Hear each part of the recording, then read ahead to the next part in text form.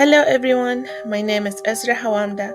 Me and my partner Yuly Cruz are presenting today our first project for our immunology class.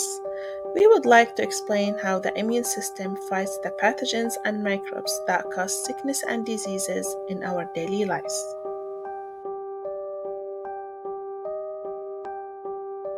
What are pathogens? Here displayed are various types of pathogens. Pathogens are foreign infection microbes that cause sickness and diseases.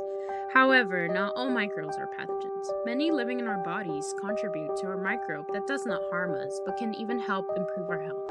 We call these organisms commensal microbes. Our immune system compromises of the innate and adaptive immunity. The innate immunity starts working within minutes of the open wound, and it was discovered that pathogens can be engulfed in a nonspecific manner by phagocytic cells that are always present. This is our first and most immediate line of defense, our first line of response. We are compromised of anatomic and chemical barriers that make up the first line of defense against pathogens. If a pathogen fails to be cleared by the anatomical barriers such as skin, demonstrated here on the image, the complement kicks in, adding factors to attract macrophages to the area of the injury, causing the macrophages to engulf the intruders. However, the innate immunity is made up of certain immune and effector cells such as neutrophil cells. Neutrophils represent the most abundant inflammatory cells to infiltrate a new wound to prevent infection. They are the most numerous and important cells in the innate response. It takes up pathogens by phagocytosis and destroys them in intracellular vesicles using degradative enzymes.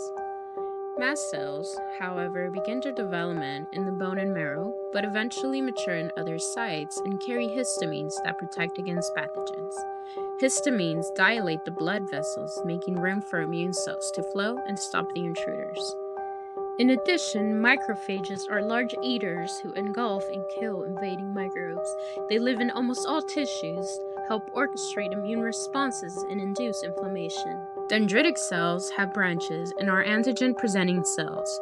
They present the antigen to the lymphocytes and are the major class of sensor cells that produce mediators to activate other immune cells when encountering a pathogen. Eosinophil is a two-lobed nucleus that contains enzymes and kill antibody-coated parasites. Basophil, on the other hand, is the least common cell but have an important role in fighting parasitic infections. Natural killers do not attack microbes. Instead, they kill our cells that have become infected by the pathogen, such as tumor cells or viruses. When a pathogen fails to be cleared by anatomical barriers and innate broadly not specific effector cells, an inflammatory response is formed via PPR recognizing PAMP and activation of effector cells. Therefore, effector cells such as macrophages, neutrophils, and dendritic cells induce an inflammatory response by producing protein mediators such as chemokines and cytokines. Cytokines are molecules used for cell signaling or cell-to-cell communication. They are communicating about initiating an immune response. On the other hand, chemokines are a type of cytokines released by infected cells. These infected cells release it to initiate an immune response and warn of threats. The adaptive immune system. This system is known as acquired immune system or the specific immune system. This system is not present from birth and it is activated in response to an infection. It is made up of cells and mechanisms that are highly specialized to eliminate pathogens or destroy pathogens or stop their growth. When a pathogen enters the body for the first time, the adaptive immunity response is not as strong because it doesn't yet recognize the pathogen. Nevertheless, when a pathogen enters the body again, the adaptive immunity reaction is higher because it recognizes the pathogen. It keeps the memory of the pathogen exploration and recalls it when necessary. The infection won't be recognized after the initial exposure, but after the second exposure, lymphocytes and antibodies will start to produce signals that aid in the pathogen's destruction. In the adaptive immune system, the memory will always be there and stored in our system, as it will remain in the system forever and it will be present in our body. However, The main two major cells in the adaptive immunity are the T cells and the B cells, as they are known as T lymphocytes and B lymphocytes. Two main types of the adaptive system, one of them called cellular immunity. The T lymphocytes have a role in the cellular immunity that takes a place inside the infected cells. I'm going to start with the T lymphocytes, as it splits into two major types.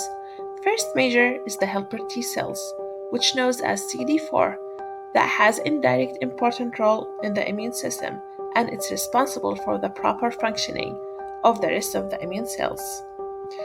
Second major type of the T lymphocytes is the T killer cells, which known as CD8, and in this role it kills the pathogens and the microbes in a direct way. This cartoon acts as the T killer cell, and by meaning, it's ready to find and to kill all the infected cells. B lymphocytes, or B cells, is the second major cells of the adaptive immune system. It is responsible for the humoral immunity, which is the second main type of the adaptive system, and it produces a special type of protein called antibodies. Those antibodies recognize antigens that present on the surface of the pathogens or bacteria. The cells create a large number of antibodies to capture and to find the pathogens, and it activates different mechanisms to fight those pathogens. Opsonization is one of the important antibodies that B cells produce. They attach to the pathogens and they work to destroy it with other immune cells after cutting it with antibodies. In this part, we would like to close up with the main differences between the innate immune system and the adaptive immunity, starting with a development for each type of immunity. The innate developed since birth, but the adaptive develops after birth, moving to the specificity. The innate is non-specific, while the adaptive immunity is specific.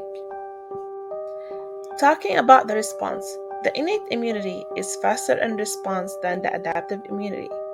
In the potency, the innate is less potent than the adaptive immune system.